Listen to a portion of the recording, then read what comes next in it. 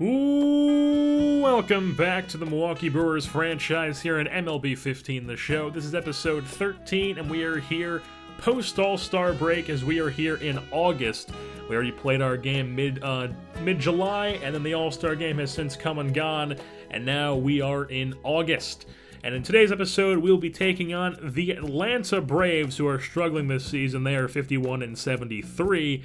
As they are not performing too well. As expected, though, they are the Atlanta Braves, and they are in a rebuild mode.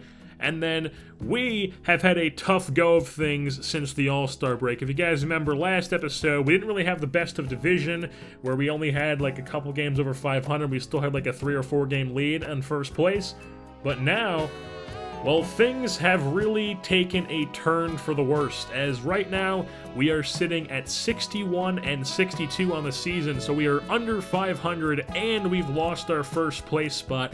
But if they want to look at this on a bright side, they're only 2 games back out of first place behind the Pittsburgh Pirates, who have had a good second half of the season so far, entering this late August now. It's August 22nd in the game. And our last place team in the NL Central, the Chicago Cubs, are only 3 games back from first place. So literally anybody could win the division. Nobody has it settled right now. 3 games back in last place, 2 games back for second, third, and fourth place. This division is extremely tight. Nobody's spot is safe. And then if you want to look at the wild card as well, we are also 4.5 games behind in the wild card. So that's also not exactly out of reach, but I mean, we're better off trying to go for the win of the division here, because we don't really have the strongest division, and it looks like we're going to be like the really weak division heading into the playoffs. So if we want to make the playoffs, we should probably win the division and not rely on the wild card. And since we are now in August, that means that the trade deadline has come and gone, and this year I was thinking about either upgrading at third base to maybe get another bat. I was thinking, looking around, I was thinking maybe I should get Ryan Zimmerman, but I didn't really want to abandon our plan here of just going youth and being able to rebuild, because I thought we were really overachieving at that first part of the season, and now we're starting to really play where I was expecting. But I mean, still, like, it would have been cool to kind of pick up a good bat and help out the lineup. I was thinking maybe Ryan Zimmerman, maybe Carlos Santana from the Indians. But I decided not to do that, and I decided to just upgrade something that was just minor, and that's get another left-handed arm in the bullpen. So what I did was I went out and traded Jeff Neiman, who, remember, I signed last season to be a long reliever and spot starter. And he hasn't really done too much this year. I mean, he's been solid in the games that he's played. I don't think I've really played with him in-game, actually, at all. Maybe, like, once. And he's played in 13 games with a 2.63 ERA. He's got a 78 overall and beat potential, 33 years old.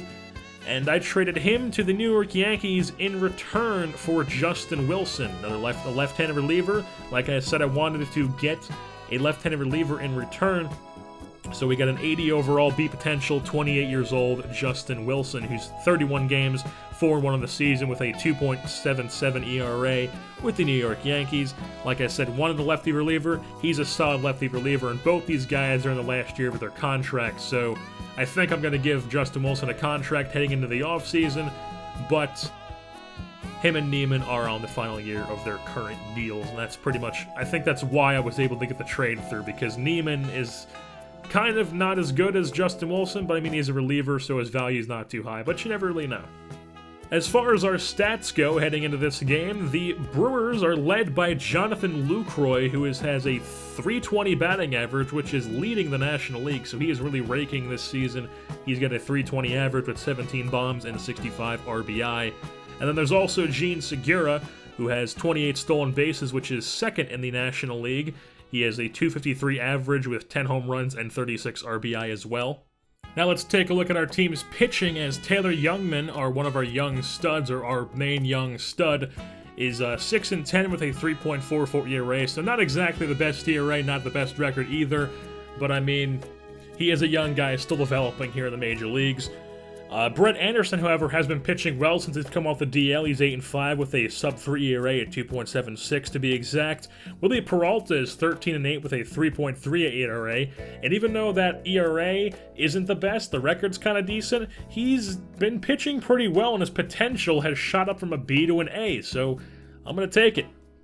And then in the bullpen, we have our two setup guys. Lefty setup of Justin Wilson is 4-2 with a 2.56. And then Kella, who's our right-handed setup guy, 3-3 with a 2.53. And then, of course, our all-star closer, 0-2 with a 1.67 ERA and 39 saves, is Corey Knebel.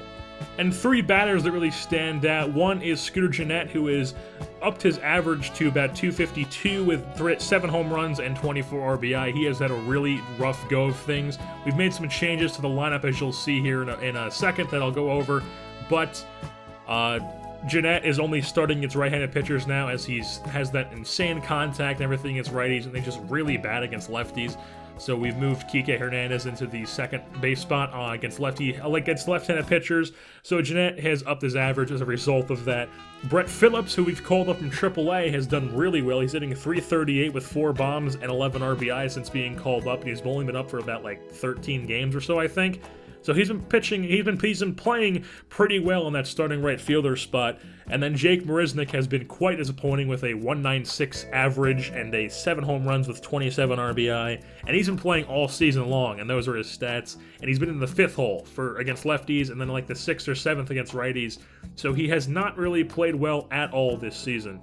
And like I said, there are some changes to our batting order. Against right-handed pitchers, it is leading off is Gene Segura playing shortstop. Second base, Scooter Gennett batting second. Third is Jonathan Lucroy catching. Cleanup is first baseman Scott Van Slyke. The 5th hole is the left fielder Chris Davis.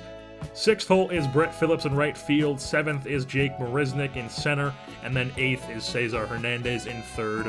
And then against left-handed pitchers, it is Cesar Hernandez leading things off, playing third. Jonathan Lucroy hitting second and catching.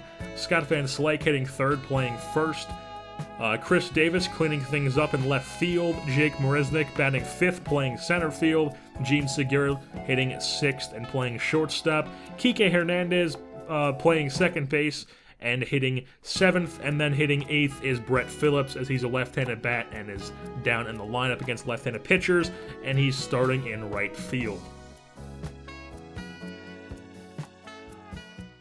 Our 61-62 Milwaukee Brewers, currently 2 games back out of first place in the NL Central, travel to Turner Field in Hotlanta to take on the 51-73 Atlanta Braves in late August. So it is hot, hot, hot. Start things off in the top half of the first inning as Manny Banuelos is on the mound for the Atlanta Braves. 7-11 on the season with a 4.19 ERA in 24 games started. We'll start things out, like I said, top half of the first. Cesar Hernandez leading things off. We'll get a right field single opposite way. He goes Oppo Papo, and that is a single to start the ball game. So Scott Van Slyke comes up with 1 out. He draws a walk, and that makes it first and second for the Brewers. Chris Davis then comes up with 1 out.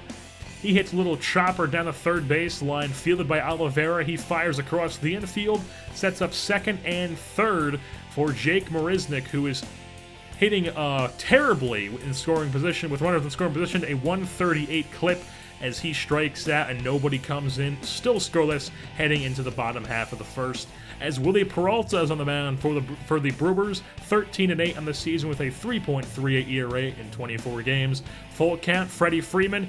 He's going to rip this one to deep right center. Looks like Marisnick has a chance to get to it, but it's going to land off the wall, and Freeman is powering his way around second base, and he turns on the Jets at the last second, gets into third base on the slide. That's a triple for Freddie Freeman, and then Nick Swisher comes up. First pitch he sees, takes it to dead center field. That's Swisherlicious.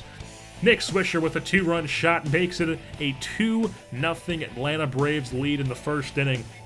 As we pick things back up here in the top half of the second, Gene Segura at the plate leading things off. He rips one right back up the middle off Banuelos, and that's going to be a single for Gene Segura. And Gene Segura rarely ever stays at first when he rips a leadoff single, as he goes and swipes second base. So that's a stolen base for him, his first of the day. And then Kike Hernandez with a 1-1 count. It's a little dribbler down the third base line. Banuelos has some trouble with it, and it's runners on first and third with no outs. And then later on, it's Peralta who comes up with 1 out, lays in a bunt, double steal. Both runners are safe. Peralta's thrown it at first, but it's a 2-1 ball game now. Atlanta's still in the lead, though. Down bottom half of the second, Peralta settled in as he strikes out Oliveira, looking on the high cheese. Now we head to the bottom half of the third. Peralta, 2 outs once again. High cheese once again. This time Nick Markakis is the victim as we head to the top half of the fourth now. Similar situation to the top half of the second, but this time Segura leads off with a walk. So he's on first base to lead off, and then what does he do? He goes and swipes his third bag of the day because the run earlier counted as a steal, so that's his third steal. And then Hernandez draws a walk as well. So now it's first and second for the Brewers. Brett Phillips comes up with no outs. He's the next batter up. Pops one up to left field. It's deep enough to have Segura tag up. He's going to use his speed here to tag up to third base on a pop fly to left field. And he gets there as the throw's offline. So runners on the corners with 1 out. Similar situation, like I said, Peralta does it again. Double steal. 4th steal in the day for Segura, comes in to tie the ball game on the tying run there on another bunt from Peralta. So it's 2-2, bottom of the 4th we go, as Peralta gets Freeman to strike out swinging. Top half of the 5th, Manny Banuelos strikes out Van Slyke on the drop third strike. They just went back and forth here for a while. Bottom half of the 5th, Peralta gets the opposing pitcher Banuelos to strike out swinging. Head to the top half of the 6th. Brett Phillips finally getting something going here. Runner on first. Phillips down the first baseline for a single. Runner goes to third, and on the throw, Phillips moves up to second. So second and third with 2 outs, as Terry Francona has had enough with Banuelos. Takes him out for Shea Simmons for the 75th time this season. He comes in the ballgame. That is a lot of action for Shea Simmons. So with a Peralta, they want to keep him in, so he pops this one up to right field. Can't get the run in, as they're still tied 2-2 as we pick things. And we skip ahead here up to the bottom half, or the top half of the 9th, correction, as Vizcaino comes in for the Braves. And Brett Phillips rips one right back up the middle for a single. He's on first base. And then pinch hitting for Peralta, or for Dale Thayer, who came in at the bullpen, is David Bryant.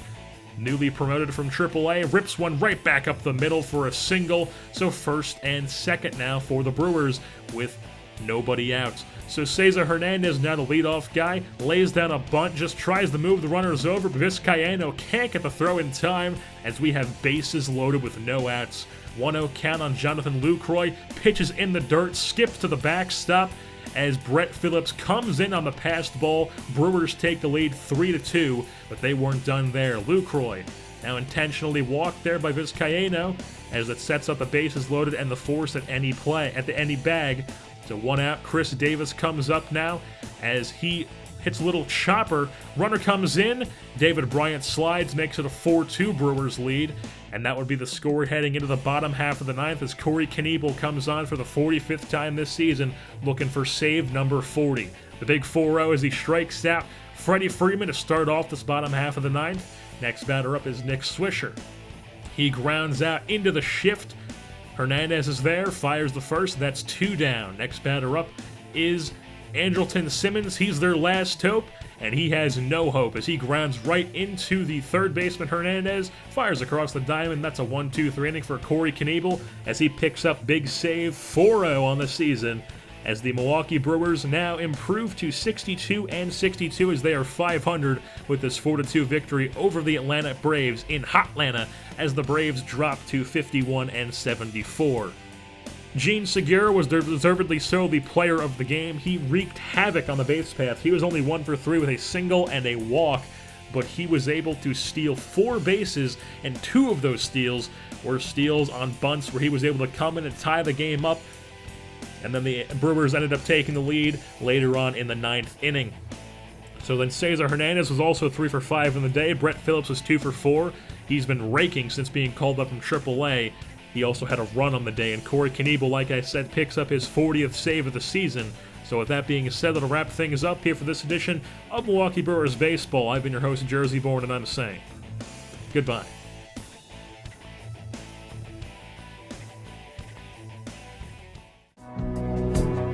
Now it's up to me, what will be? She's gone, I better learn how to face. She's gone, I pay the devil to to replace her. She's gone, and she's gone. Oh, what went wrong?